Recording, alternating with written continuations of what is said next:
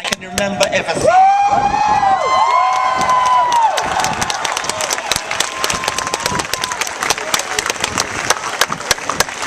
The sharper critical thinkers among you may have discerned that I don't come from these parts. I see myself as an emissary from a benighted country that does not have a constitutional separation between church and state. Indeed, we don't have a written constitution at all. We have a head of state who is also the head of the Church of England. The church is deeply entwined in British public life. The American Constitution is a precious treasure, the envy of the world. The First Amendment to the Constitution, which enshrines the separation between church and state, is the model for secular constitutions the world over and deserves to be imitated the world over.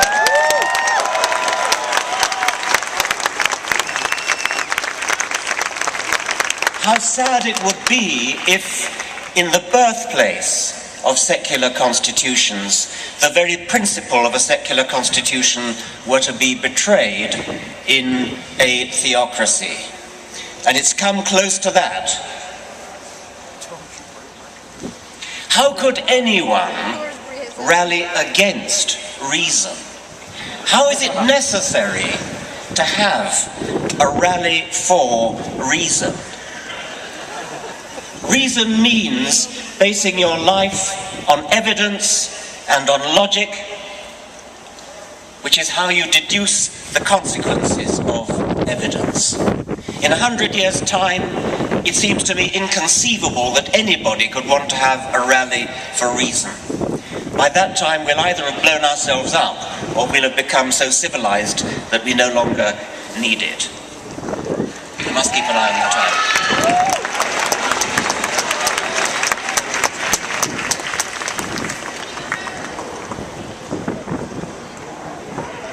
When I was at school, we used to sing a hymn. It went, "It is a thing most wonderful, almost too wonderful to be." After that, the hymn rather went off the rails, but those first two lines have inspired me ever since. It is a thing most wonderful that on this once barren rock, orbiting a rather mediocre star on the edge of a rather ordinary galaxy, on this rock,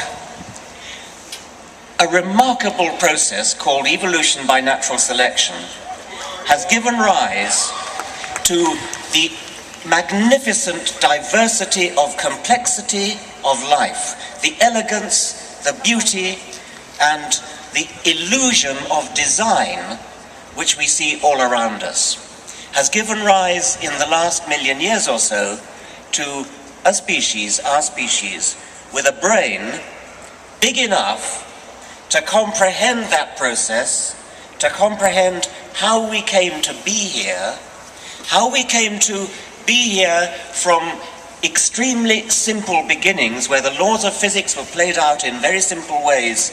The laws of physics have never been violated, but the laws of physics are filtered through this incredible process called evolution by natural selection to give rise to a brain which is capable of understanding the process, a brain which is capable of measuring the age of the universe between 13 and 14 billion years, of measuring the age of the Earth between 4 and 5 billion years, of knowing what matter is made of, knowing what we are made of atoms, brought together by this mechanical, automatic, unplanned, unconscious process, evolution by natural selection. That's not just true, it's beautiful. And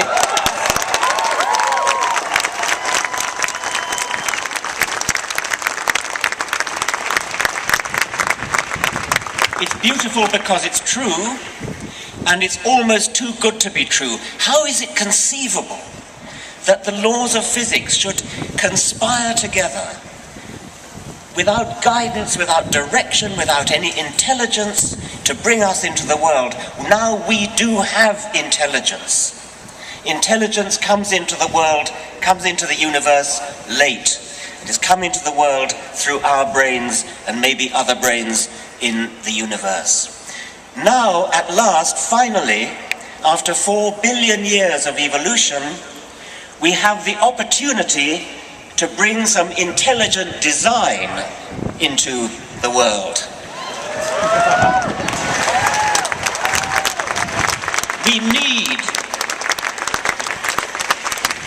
We need intelligent design. We need to intelligently design our morals, our ethics, our politics, our society. We need to intelligently design the way we run our lives, not look back to scrolls. I was going to say ancient scrolls. They're not even very ancient. About 800 BC, the book of Genesis was written. I am often accused of expressing contempt and despising religious people. I don't despise religious people, I despise what they stand for.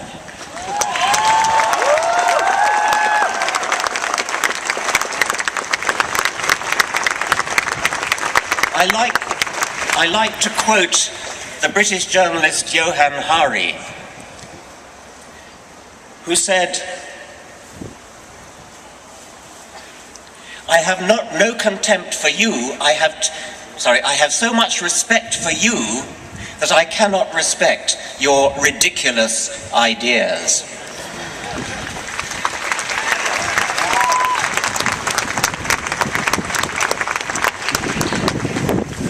The electromagnetic spectrum runs all the way from extremely long wave, radio wave end of the spectrum, to gamma rays at the very short wave end of the spectrum. And visible light, that which we can see, is a tiny little sliver in the middle of that electromagnetic spectrum. Science has broadened out our perception of that spectrum to long-wave radio waves on the one hand and gamma rays on the other. I take that as being symbolic of what science does generally. It takes our little vision, our little parochial small vision, and broadens it out. And that is a magnificent vision for what science can do. Science makes us see what we couldn't see before. Religion does its best to snuff out even that light which we can see.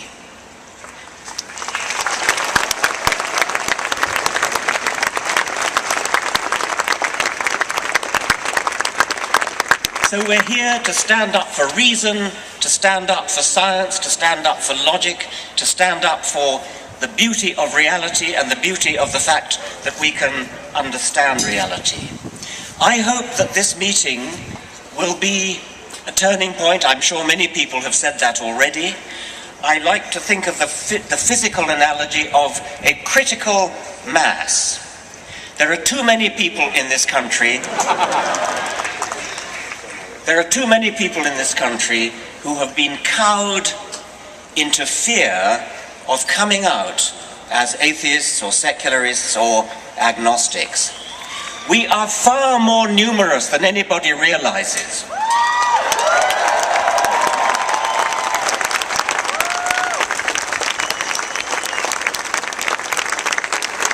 We are approaching a tipping point. We're approaching that critical mass where the number of people who have come out becomes so great that suddenly everybody will realize, I can come out too.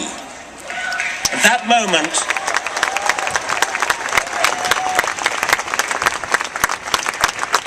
moment is not far away now, and I think that with hindsight, this rally in Washington will be seen as a very significant tipping point on the road.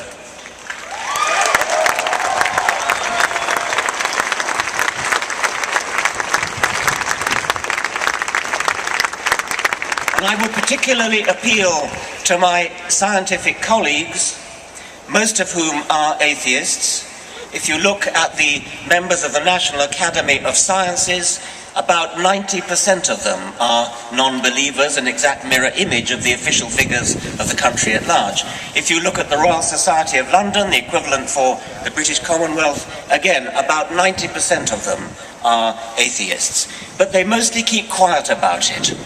They're not ashamed of it, they just can't be bothered to come out and express what they feel. They think religion is just simply boring, and they're not going to bother to even stand up and oppose it. They need to come out. Religion is an important phenomenon. 40% at least of the American population, according to opinion polls, think that the world, the universe indeed, is less than 10,000 years old. That's not just an error, that's a preposterous error. I've done the calculation before, and it's equivalent to believing that the width of North America from Washington to San Francisco is equal to about 8 yards.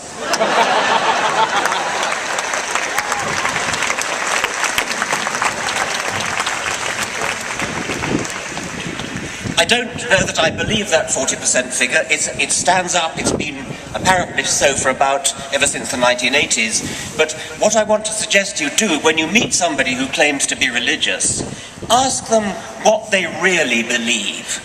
If you meet somebody who says he's Catholic, for example, say, what do you mean? Do you just mean you were baptized Catholic? Because I'm not impressed by that. We just ran a poll, my foundation in Britain just ran a poll in Britain in which we took those people who had ticked the Christian box in the census, and by the way, that figure has come down dramatically. We just took the people who ticked the Christian box, and we asked them, why did you tick the Christian box?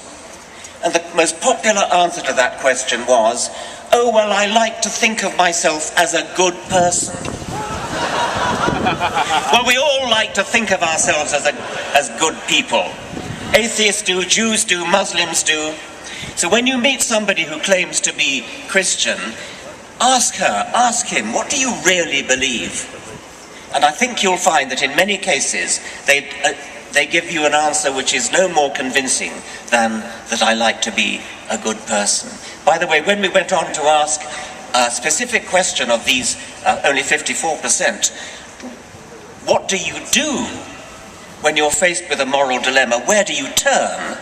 Only 10% turned to their religion when trying to solve a moral question. Only 10%. The majority of them said, I turn to my innate sense of goodness. And the next most popular answer was, I turn for advice to relatives and friends.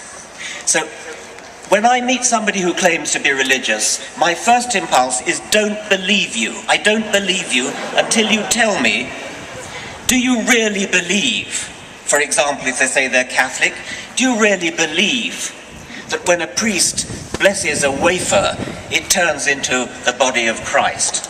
Are you seriously telling me you believe that? Are you seriously saying that wine turns into blood? Mock them, ridicule them. Don't have any arms.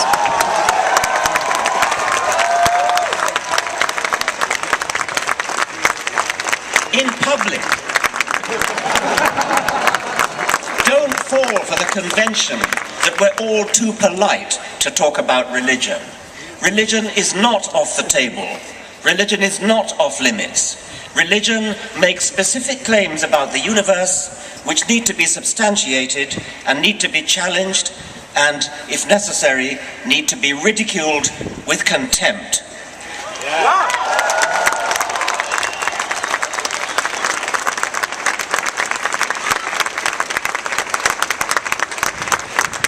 I want to echo what my colleagues from the Richard Dawkins Foundation have said.